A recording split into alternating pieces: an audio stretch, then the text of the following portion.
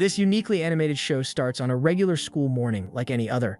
On their way to school, students stopped in their tracks to check a loud argument at the gate. The school monitor, Sakurada Montogo, was calling out a female student for her dyed hair and the length of her skirt, and from the looks of it, this was a daily occurrence. Hence, Kohinata Poem wasn't afraid to bite back at Togo, telling him to quit nagging at her. Togo, however, wouldn't let it go. His sense of responsibility as a school monitor was very powerful. Poem pulled out the student handbook for the 100th time and told him she wasn't violating any of the commonly accepted standards written within. In turn, Big T called her an exhibitionist for believing that a skirt so short to the point that it can reveal underwear, given if viewed from the right angle, was normal for her. Hearing this, Poem tried to refute his statement by saying he's never seen them.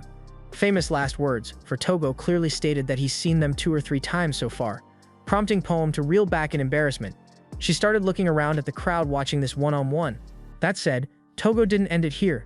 The madman went on to spit his truth. "I don't appreciate you wearing underwear that was designed to stoke young men's carnal desire," he said. Naturally, Poem called him a pervert while insulting his choice of words. Togo thought she was asking for a clearer explanation, so he called the underwear super sexy. After saying this to a little firecracker, the interaction ended in the only way it could end, a powerful liver shot, and then Poem left no empathy given, leaving Togo in the dirt wanting to report her act of violence. Sadly for him, he didn't know her name or class. Also, he was too busy vomiting to go after her. Poem's girlfriends Tasaki and Akina teased her about the previous interaction with Togo. She now had more than one reason to keep her identity secret from the school monitor, who was now labeled as a potential pervert. The girls' gossip was cut short by the teacher, who called for Poem to inform her that she was forced to stay after school for supplementary classes since she skipped a couple. Later, while sulking in the empty classroom, Girlie was surprised by a wild Togo. After Togo recognized the little firecracker, he delivered the math teacher's message, being that Poem could leave after solving one math handout since the teacher was busy. Togo then sat down next to her and got ready to start solving as well. Yup, he was the only other person forced into a supplementary class. Poem was decent at math, so she finished quickly and got ready to leave. Meanwhile, Togo was struggling hard. Poem jokingly asked if he was dumb, and blood started tweaking as he got possessed by Satnyahu. You see, although our boy was known for his dedication, he still suffered academically. In other words, he is indeed an idiot, especially so in math because his rigid ways crippled any flexible thinking skills he needed for the subject.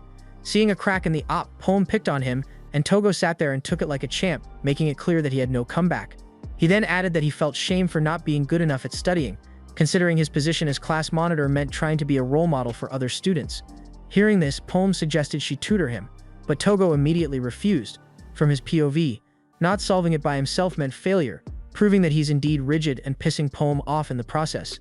But then she collected her cool and made a level-headed comparison on how tutoring him would be the same as the teacher teaching students, which convinced Togo to accept. After finishing the extra class, Togo thanked Poem for her help. Her assistance saved him a lot of time. He realized that she was right about how his assumptions had been making him rigid. He admitted that he thought she was a troublemaker, but now it's clear that she's actually quite kind. Immediately, the best girl reminded the MC that nothing in this world is for free. In exchange for teaching him the numbers, Poem asked that he start overlooking her hair color and skirt length in return. Togo, however, flat out refused. He told her that he couldn't accept her wearing a sexy outfit that showed off her underwear. Poem crouched in anger at his statement. Togo went on to say that she was objectively very attractive. He didn't want danger to befall a kind, friendly woman such as herself. Poem's anger turned to embarrassment as she covered her face. Nonetheless, after learning to be more flexible, Togo agreed to a skirt that is up to 5 centimeters above the knee, a special exception in his opinion.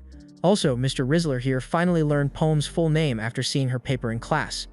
Yet when trying to say it out loud, Poem got embarrassed and lunged at him with a punch to the face. Her name, Poem, was written as Hohoemi. Long story short, Poem was very self-conscious of her name and extremely embarrassed by it. Everyone referred to her as Kohinata, even her girlfriends. Shortly after they reached the school gate, Poem was surprised to learn that Togo was the person who opened and locked the school gate every day. She wished his strong passion regarding this duty were shared with his studies. At that moment, Togo apologized for keeping her so late while calling her by her first name, which earned him another gut punch. He acknowledged how strong she was, but was worried about her going home alone so late. Poem jokingly told him to walk her home, to which Togo immediately agreed. Each gesture like this made Poem flustered and turn red, and each rigid comment made her swing like a beast. On the way home, Poem asked Togo about his full name, since they only referred to him as Sakuradaimon. Upon learning it, they continued getting acquainted with each other, and exchanged info about which schools they went to in middle school. Turns out, his school was extremely close to her house, for she was living in the middle of 2 school zones. Poem then joked about how if she were living 50 meters closer to his school, they'd have gone to the same one, to which the former was like, okay. His formal and short replies had Poem asking about the source of his diligence. And so we got the background check. Togo's dad was a strict man who taught him how to live properly from a young age. Although he's thankful for it, building some good habits, the main man was self-aware enough to realize how this upbringing made him come off as stifling or boring to be around. Yet he didn't resent his father for it. Togo then asked a question of his own. Why don't you want me calling you by your first name? Poem simply answered that she was embarrassed by her unique and fancy-sounding name, unlike Togo, who thought it sounded nice. The conversation was interrupted when Poem's mom called. She was so late that her sister was threatening to eat her hamburger steak. Poem tried to keep her voice down, but her passion over the promised meal was overheard by Togo. After seeing her react the way she did, Togo called her cute, further adding that her name suited her well. Poem's face turned red like a chimp's arse, and with it came the apeshit rage. Evidently, Mr. Steal Your Girl delivered the little firecracker to her doorstep safe and sound. As our boy was walking away, she agreed to let him call her by her first name, while she called him by his. Togo agreed and waved her away. Poem was wondering how far he lived until she saw him enter a house a couple of meters away from her. Feeling bamboozled, she rushed over and started questioning him, and the confusion faded shortly after everything they talked about earlier lined up.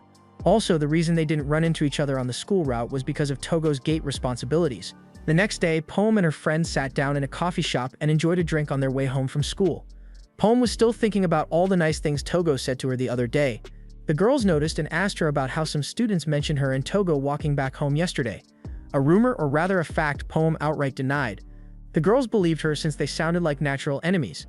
Little did they know it could and hopefully would be an enemies to lovers situation. Speaking of the devil, Togo appeared just in time to nag them about the prohibited after-school activity they were doing. He entered the shop and asked for names, classes, and everything in between to file a report. Tasaki and Akina did not hesitate to give him the info he wanted with a smile on their faces. Poem, on the other hand, was royally fat-jet. She didn't want to get made fun of, especially after denying being acquainted with Loverboy, so she tried signaling to Togo to stay quiet. The log that is Togo not only called her out for winking, thinking she was trying to bail herself using her cute looks, but he also called her by her first name. Poem naturally did what a chimp seeing red does. She assaulted him. Period. As the two bickered over poor miscommunication, Tasaki and Akina watched silently in confusion before cutting through the noise by inquiring when the two of them became buddy-buddy, during which the girls mentioned Poem's pet name, Po, which caught Togo's ear. The girls complained about how Poem's self-consciousness forced them to call her by her last name since elementary school. Togo agreed that her first name was nice, and on that mutual agreement, the girlies lured Togo to sit with them and try the coffee. At the last second, his neurons activated, and he realized that they were trying to make him their accomplice in buying food. Immediately, the two girls pinned him down and told Poem to force her coffee cup down his throat. However, Poem was overwhelmed. Forcing him to drink from the cup her lips touched. Yeah, that ain't happening. She downed that mother like her life depended on it. Consequently, her burnt tongue de-escalated the situation. Togo closed the issue with a warning, telling them, I better not catch you lacking a second time, before bidding them farewell. Once Loverboy was out, Poem apologized to her friends for the inconvenience, but Akina and Tasaki didn't mind. They actually thought Togo was surprisingly funny and easy to talk to. Poem couldn't hold it in any longer and excused herself. She ran up to Togo and apologized for her previous behavior, as well as apologizing for her friend's actions. Togo assured her that he was fine and trusted that those girls were good people since they were her friends. Poem was about to say his first name when her friends jumped out from behind her. They asked if it was fine for them to grab some tea after returning home from school. Togo agreed to that loophole and accepted their invitation to join. Tasaki assured Poem that they weren't going to take her new favorite. Poem yelled at her in embarrassment while denying the allegations. The next day at school, we see the trio having the time of their lives as Togo chases them through the hallways. They were in a rush to the cafeteria when Akina sprained her ankle and fell down some stairs. Luckily, an attractive stranger managed to grab her before any more harm was done.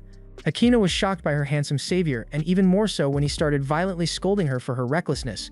Togo caught up and recognized that fellow. He introduced Izubuchi Yu to the girls. The handsome fellow with a delinquent's attitude turned out to be the health representative. In response to the girls' shock, he showed off the back of his white coat. Yet the health committee title on it only made him look like he belonged to a gang. Introductions aside, Yu called Togo out on his negligence that led to this situation. Togo countered by mentioning that Yu was doing a bad job. He saved Akina but failed to notice her sprained ankle. Incidentally, Yu was as passionate about his position as Togo was, so he grabbed Akina right into his arms and held her like a princess, an injured princess that needed to be rushed over to the nursery. In class, the girls gossiped about how Yu was a former delinquent. His princess visits to the nurse's office were so celebrated that he started developing a string of repeat offenders. The idea of getting princess carried hadn't crossed Poem's mind until that moment. Speaking of which, Akina was in her seat panting over the experience. Later, in the school gymnasium, the students gathered for the principal's speech. Poem started imagining herself getting carried like a princess by Togo, but as soon as she did, little Missy tried to violently shake the idea out of her head. Suddenly, the students around her started complaining. The weather was hot and the place was crowded, resulting in a lot of people feeling lightheaded and on the verge of passing out. Poem was one of these people. Luckily, the health thug screamed out to everyone. As their health representative, he declared his intent to hand out fever patches. Then out of nowhere, a wild Togo entered the scene and grabbed his hand, not to stop him, but to return the favor for helping him with the girls earlier. And so the two fanatics joined forces and started running through the crowd, giving everyone in need fever patches. Unfortunately, their idiocy made Poem burn out even faster, prompting her to slump into Tasaki's arms on the verge of losing consciousness. Tasaki swiftly called out to Togo and Yu to come and help her, but they both had just run out of fever patches. The only thing left to do was take her to the nurse's office. The two of them sprinted towards her, arguing over who'd be the one to carry her. The image of either of them carrying her overwhelmed little Po. And you know what happens when Po gets stimulated. The adrenaline rises, and the cortisol overclocks her little frame, transforming her into Golden Poem. She slugged Togo and Yu in their stomachs before they could grab her. Later, inside the infirmary, Tasaki and Akina teased Poem about missing her princess chance, but she kept deflecting. Meanwhile, the health knight complained about how Poem was more of a delinquent than him. And despite the abuse, Togo only saw her as a nice girl. As usual, Togo scolded Poem over her short skirt as she was about to cross the gate. Poem insisted that it was 5 centimeters above her knee, like they had discussed a few days ago, but Togo refused to believe that. Poem jokingly said that he should give her exact measurements if he was so sure, and your boy Togo was like, say less. That confident bastard did not hesitate in the slightest to get up close to the beast, look her dead center, crouch, and try measuring the distance with his hands. Naturally, Poem rewarded his actions with a kick to what should be, by my calculation, a ruptured stomach. Hours later during break, Tasaki and Akina teased Poem about how close she was getting with Togo, telling her to start dating him already. Poem denied it, and although she was shy and overwhelmed, she was surprisingly very calm about it. The girls knew nothing was going on, but they were happy to see their friend get close to a specific guy. For you see, Poem developed a reputation as a Terminator in middle school, assassinating every boy who made fun of her. Still, she denied the assassin allegations, claiming all she did was beat them fair and square. Now we are on the move through the hallway. After getting teased a bunch, Poem's brain could only think of how it's all Togo's fault. Speak of the devil, Loverboy followed her out as she bought a drink at the vending machines. Poem told him that she was heading to the library. Togo knew that meant she was going to take a nap, according to Tasaki. He started nagging that she'd have trouble sleeping if she napped so much, and that's that. Poem went to the library while Togo continued his patrol around the school. The former's purpose in the Athenaeum was naps, but recently she got hooked on actually reading. One book caught her eye, but it was too high for her to reach. Luckily, a bespectacled stranger showed up and grabbed the book for her. Poem thanked him for his help and expected their interaction to end there, but the guy bowed to her and proceeded to yap, and even gave her a nickname, Sleeping Beauty. To put it simply, the vibes he was putting out were too intense, and his behavior was all too familiar. Not a couple of seconds after, the little firecracker's suspicion was confirmed, once she saw the tag hanging from this weirdo's neck. Tsukishima Seiichi was a library assistant, another member of the school committee like Togo and Yu. It seemed like all the members of the committee were oddballs. For example, the image Seiichi tried to paint was of him dressed as a noble, talking to a princess. He expressed his happiness over Poem's new enjoyment of books instead of napping away near the library window. He hinted at the fact that he watched her sleep, which creeped Poem out. Poem then asked if she looked out of place reading books here, but Seiichi assured her that she was as beautiful as a painting on display in an art museum while she was earnestly engaged with a book. Yup, that sentence was so cringy to hear. Poem's soul started leaving her body. Following the Satanahu levels of Riz, Sei recommended a book to her based on the author she found interesting, before getting surrounded by several female students wanting his attention. Poem noticed that despite his pretentious behavior, he actually did his job seriously. Subsequently, Poem ended up enjoying his book recommendation. Later, Poem sat with Togo and told him about her encounter in the library. She was actually looking forward to more book recommendations from Sei. Togo was surprised to hear about her doing something besides napping in the library. He was genuinely glad to learn about another side of Poem that he didn't know before. Poem blushed. Togo suggested that he take her to meet Sei since they were classmates. To her shock, no matter which angle she looked at him from, the guy Togo said was Sei was not him. The tall, slender, attractive-looking fellow was replaced by a short and chubby buck-toothed nerd sitting alone in class and reading a book. Togo interrupted Sei's reading session and introduced Poem. He told him that she enjoyed his recommendation. Poem hesitantly thanked him. After taking some time to process the information presented before him, Nerd Say nodded his head. Poem refused to believe that this was the same person she had met in the library. Her argument with Togo was interrupted when this short dweeb started murmuring to himself. He was disgusted by how these two interrupted him and started flirting with each other. His insults were mainly directed at Poem. She was about to obliterate him, but Togo held her back. Togo realized the source of the confusion.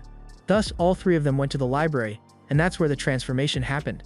Sang went from that short, goblin-looking chud into the form Poem saw earlier today. He expressed his joy over Poem's enjoyment of his recommendation. According to the main man, Say was an extreme case of a lion at home, a mouse abroad. In this form, Say continued to refer to Poem as Sleeping Beauty. He admitted that he was an introvert who suffered to show his genuine self away from the library, aka his comfort zone. Yet the best girl didn't care. All she wanted was for him to stop calling her by that embarrassing title. Say agreed before his true self with a nasty personality slipped through, admitting that he found Poem's actual name more embarrassing. Togo got curious, asking about the source of that title.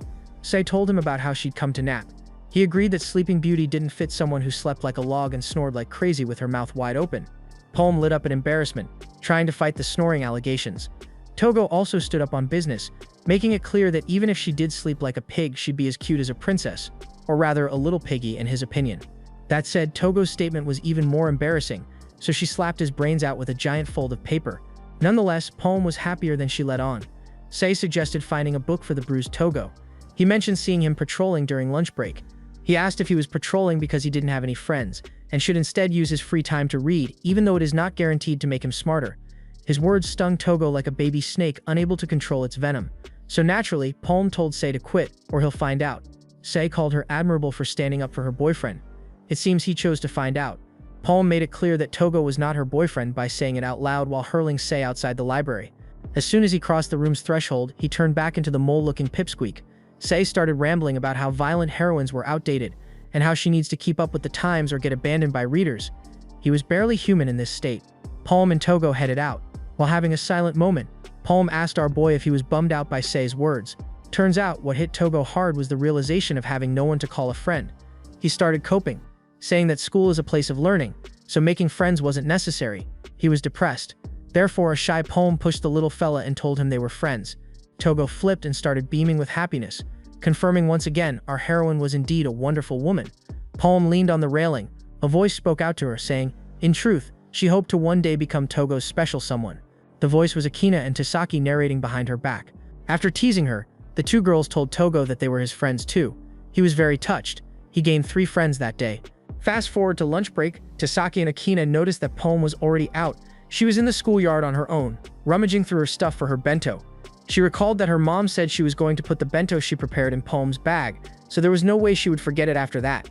To her luck, Togo ran into her during his patrol and asked if there was something wrong. After hearing of her dilemma, Togo couldn't stand still. Poem said she'd just go get something in the cafeteria, but he refused to let the package her mother made with love go. Henceforth, our boy charged off to start the search. Poem couldn't help but join him. They checked her backpack and desk in the classroom, but it wasn't there. Poem was sure she didn't pull it out at any point before lunch break. Togo didn't want to suspect foul play, but he considered the possibility that someone had stolen her bento. Poem thought the idea was ridiculous, but still tagged along on the investigation. They retraced her steps to when she entered through the school gate that morning. Togo was there and he greeted her with her first name, which caused her embarrassment.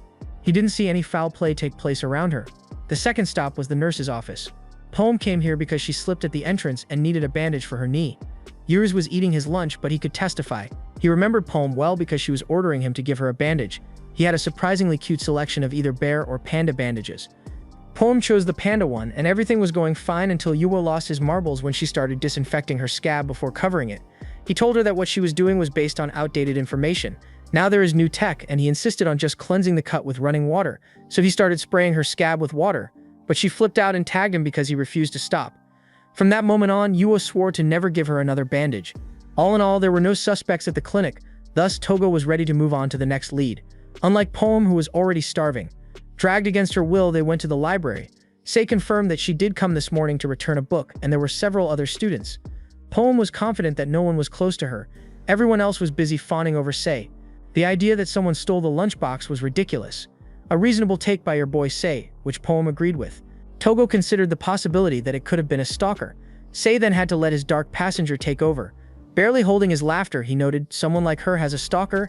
As if, just like that, the detective duo moved on from the library after Sei was left with a smoking dent in his head. Togo asked Poem about what she did next.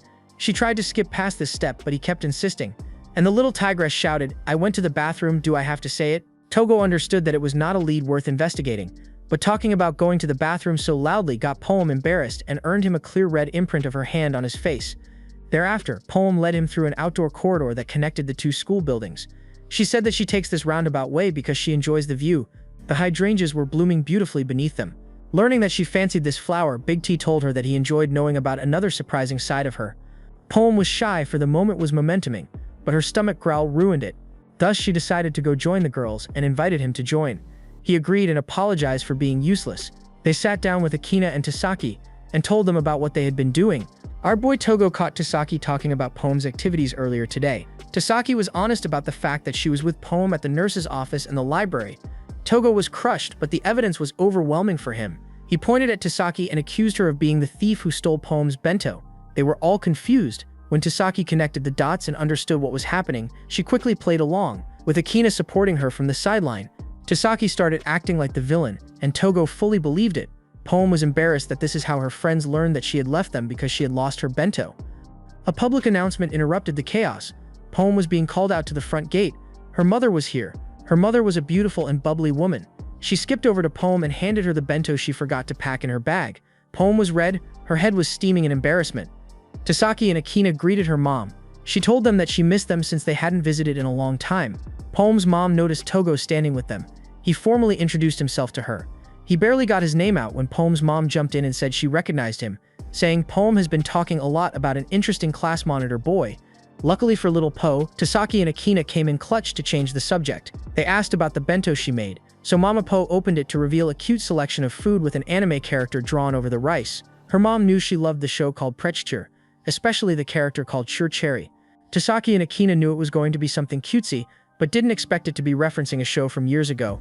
At that moment, in front of her friends and a potential love interest, Poem almost combusted in embarrassment. After Big Mama left, the gang went back to class and enjoyed some of Poem's bento while complimenting her mom. Togo told her there was nothing to be embarrassed about, adding that he watched the same show with his little sister and found that specific arc to be a masterpiece of the series, a truly excellent move to comfort the huzz. Yet our boy was a bit off the mark, for Poem's problem was not what's in the box but how taxing making the box is. Poem knew how hard her mom worked and how little time she had to make these cute bentos. Each time she'd make it different than before. With all that love and effort, she couldn't ask her to stop, no matter how embarrassing it got. Looking at the situation, Tasaki and Akina let Loverboy give the final words. Togo told her that she was truly a wonderful and kind-hearted person. Those bentos suited her well. Evidently, Poem's red face couldn't hide her feelings. This was the end of episode 2. Subscribe to not miss the next part.